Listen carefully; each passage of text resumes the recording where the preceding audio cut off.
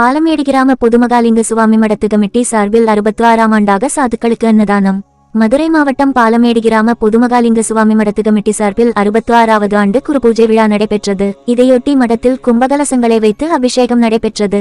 தொடர்ந்து மேலதாளம் முழங்க அங்குள்ள மாலை விநாயகர் கோவிலில் சிறப்பு அபிஷேகங்கள், தீபாராதனைகள் நடைபெற்றன. பின்னர் ஓசை மடத்திற்கு சென்று கும்பகலசத்துடன் மகாலிங்க சுவாமிக்கு தீர்த்தாபிஷேகங்கள் நடைபெற்றது. தொடர்ந்து அதே பரிவாரங்களுடன் பெரியமடம் சென்று அங்கும் தீர்த்தாபிஷேகங்களும் பஜனைகளும் நடைபெற்றன. மடத்தின் முன்புள்ள வளாகத்தில் சாதுக்களுக்கு சொர்ணதானம், வஸ்திரதானம், அறுசுவை உணவு அன்னதானம் வழங்கப்பட்டது.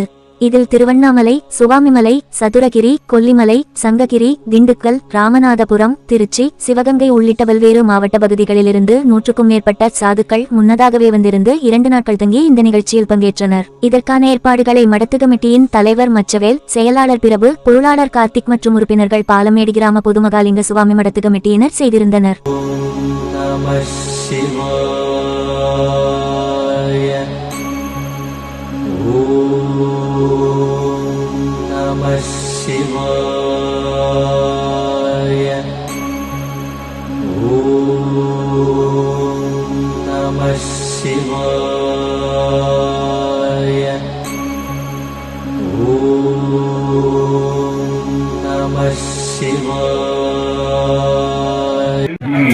நீங்காதான் தாழ்வாழ்க ஏகன் அநேகன் இவன் அடி வாழ்க வெறும் பின்னகன் பெய்கடல்கள் வெல்க புறத்தார்க்கு சேயோன் தன் பூங்கடல்கள் வெல்க கரம் ஓங்குவிக்கும் சீரோன் கடல் வெல்க தேவனடி போற்றி ஆராத இன்பம் அருளும் மலை போற்றி.